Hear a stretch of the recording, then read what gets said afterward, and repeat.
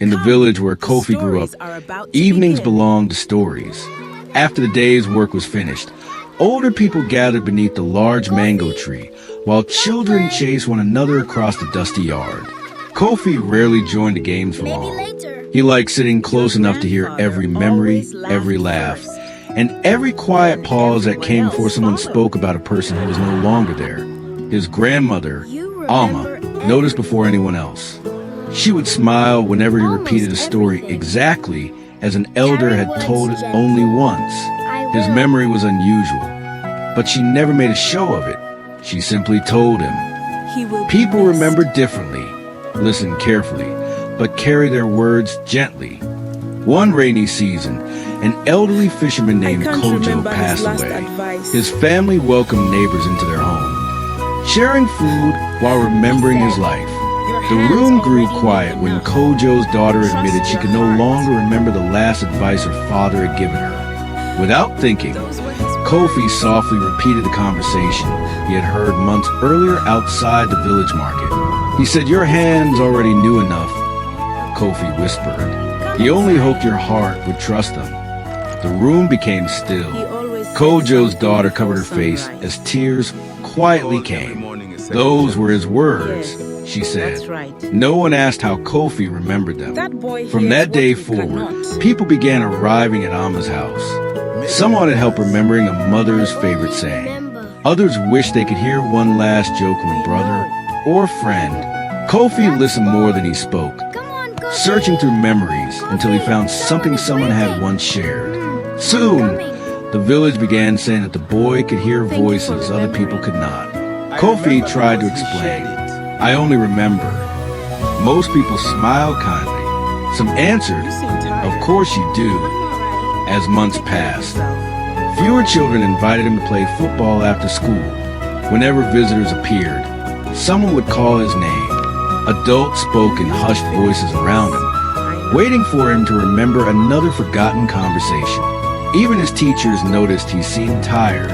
"You become very quiet lately," one teacher said. Kofi only nodded. At home, Alma watched him leave unfinished drawings beside the doorway. His homemade toy car gathered dust beneath his bed. The books he once read before sunset stayed closed. Every evening belonged to someone else's memories. One afternoon, Kofi visited the river alone. He listened to birds crossing the water and tried to remember what silence sounded like before everyone expected something from him. His friend Kwame found him there. "You miss another match," Kwame said. "I know." We stopped asking. Neither boy spoke again for a while. The words stayed with Kofi long after Kwame walked home. Weeks later, an old woman arrived carrying a faded photograph of her husband. She begged Kofi to tell her one more thing he had said before he died. Kofi searched every memory he carried. There was nothing.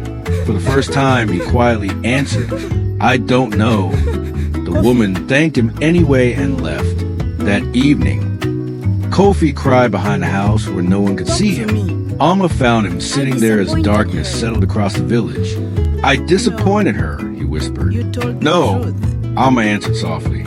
"You finally told someone the truth." Kofi looked at her. "You knew."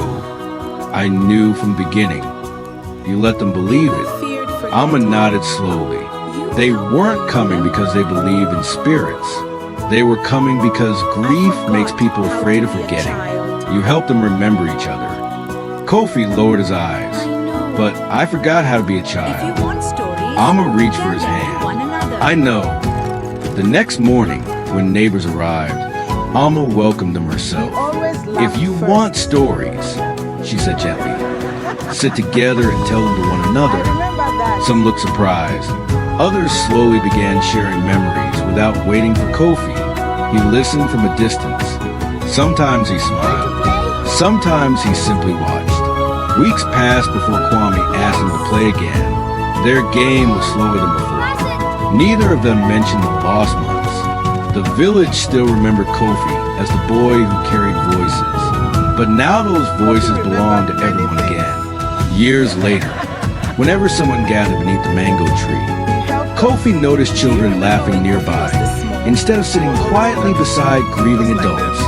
He never corrected the old stories people told about him. Some memories did not need fixing. Some losses never returned what they had taken. But when the evening breeze carried laughter across the village once more, Kofi finally understood there were some voices no child should have to carry alone.